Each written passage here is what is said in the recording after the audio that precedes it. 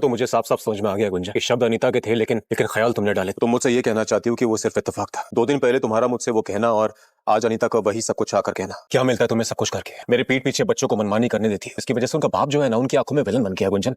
यहाँ तक ठीक है, क्योंकि मुझे लगता है कि बाप की ना किस्मत ही ऐसी होती, वो घिसे पैसे कमाए, लेकिन प्यार सिर्फ माँ को मिलता है। लेकिन मेरे दोस्तों के सामने चुगली क्यों कर रही है? क्या मिल रहा है वो सब कुछ करके? तो वो अनीता क्या सोचती होगी मेरे बारे में कि मैं किस तरह का बाप हूँ जो अपनी विद्वान बेटी को साइंस नहीं पढ़ने दे रहा हूँ? इस ड्राइंग रूम में लगे सारे पर्दों से लेकर इस सोफे के कुशन कवर तक, ये सारे फैसले तुम्हारे होते हैं गुंजन। मैंने कभी सवाल उठाया तो तुम पढ़ाई से रिलेटेड मुद्दे, एजुकेशन जो कि मेरा डिपार्टमेंट है, मेरा फील्ड है, उस पर सवाल क्यों खड़ा करती हो तुम? बाप है तुम्हारे पास, तुम मुझे छोटा महसूस कराना कब बंद करोगे गुंजन? तुम्हें कभी लगे ना कि तुम मेरे फैसलों के खिलाफ जा रही हो? हमेशा ना एक बात सोच लेना कि मेरे बच्चों के भविष्य का सवाल है। मेरे बच्चों के भविष्य के लिए उनका MSc mathematics first class first बार फैसला लेकर उनकी बीए फेल माने। अच्छा किया जो अनीता जी के सामने अपने मन की बात कह दी।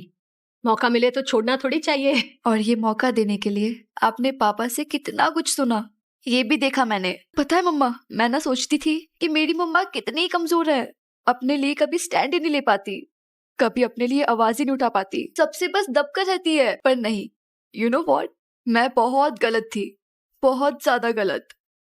बल्कि आप तो सबसे ज्यादा स्ट्रांग हो, बहुत ताकत है आप में। आप मेरे लिए खड़े हो, मेरे साथ खड़े हो, मेरी आवाज बनकर सबको मनाने की कोशिश कर रहे हो। आप मेरे लिए एक ऐसी लड़ाई लड़ रहे हो जो आपकी है ही नहीं, आपकी बेटी की है। I love you mama, you are the best. सच्ची मम्मा, आप मम्मी नंबर 1 हो। I love you.